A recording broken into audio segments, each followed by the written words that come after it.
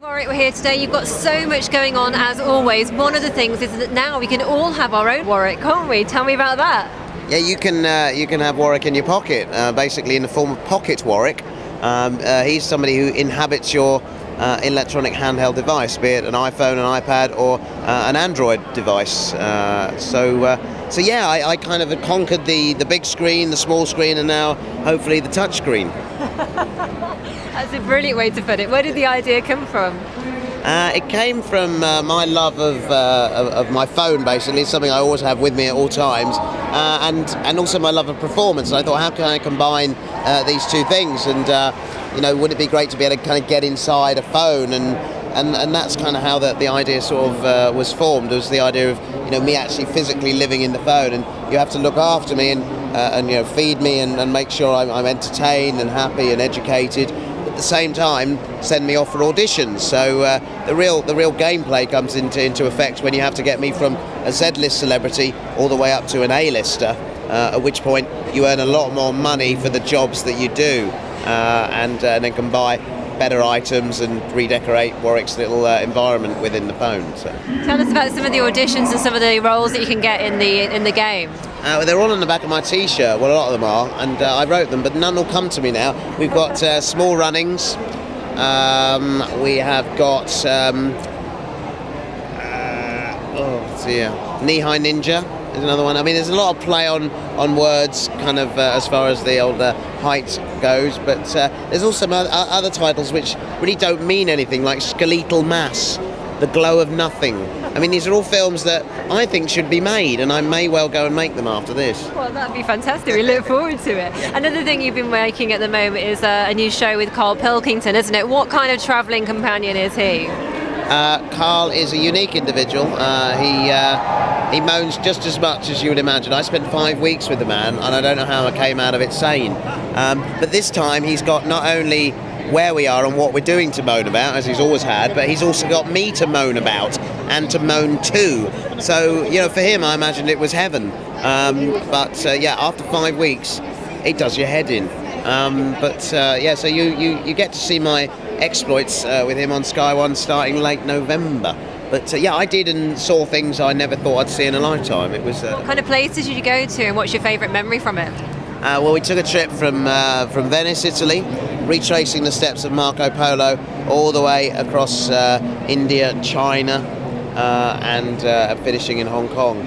I can't really tell you too much about what we saw at this point, but they were pretty unique experiences, I must say.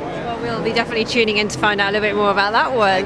And then something else you've also done is Life's Too Short. What was it like working with Ricky Gervais and Stephen Merchant? And I believe you've got a special of that coming up, haven't you?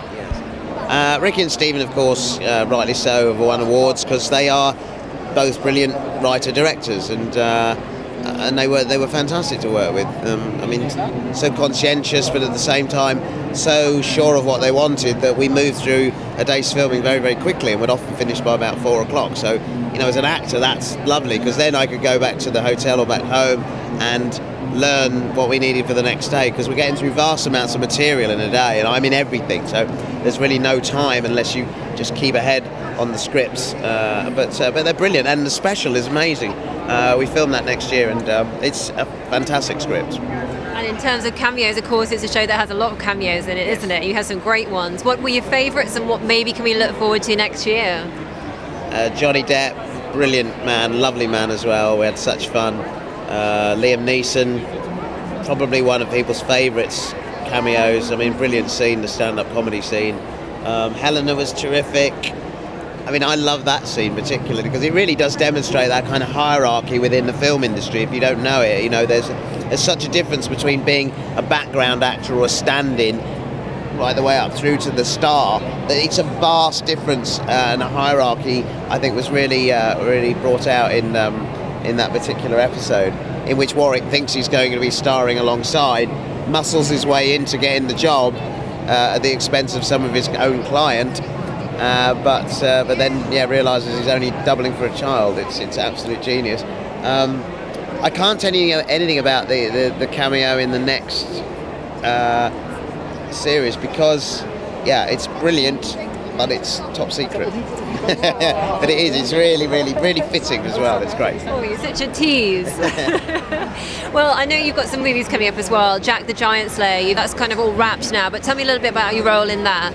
You know, I can barely remember it because we filmed it such a long time ago, and I'm only just getting used to calling it Jack the Giant Slayer now.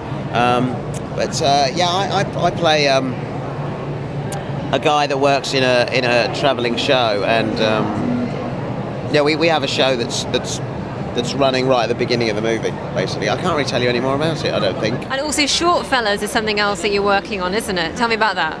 Well, I wish I was, but it's a script at the moment. It's a great concept. We've got a cast, but we don't have the money for it. So we're trying to get the budget together.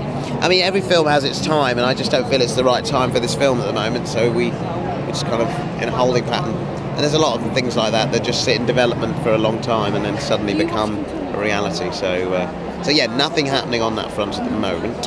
We'll keep our eyes open for it. What can we look forward from you next? We got the Idiot Abroad specials. I'm shooting a documentary for ITV about Auschwitz. That will be on next March. I believe I'm doing that at the moment. A couple of other top secret projects that are very exciting, and I'm sure your viewers would be interested in, but I can't tell you anything about them.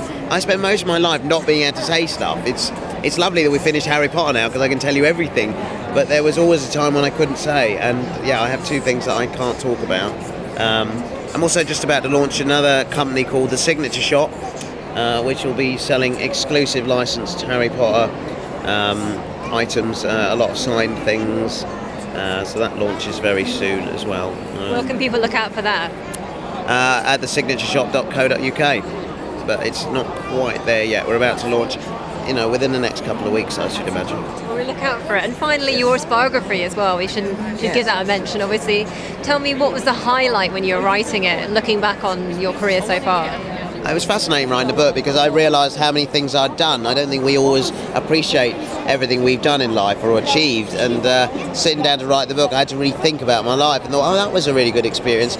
Wow, I was really lucky to have done that. And I recommend to everybody, don't necessarily write a book, but do make a few notes of what you've done during a day, because it maybe makes you think about it and take stock of what you've done, and it's good to look back on as well. So it was a really rewarding experience, and it's lovely when you come to an event like this and everybody is buying the book. I mean, it's amazing. I mean, it's been out a couple of years now, but still it seems, if not more popular than ever now.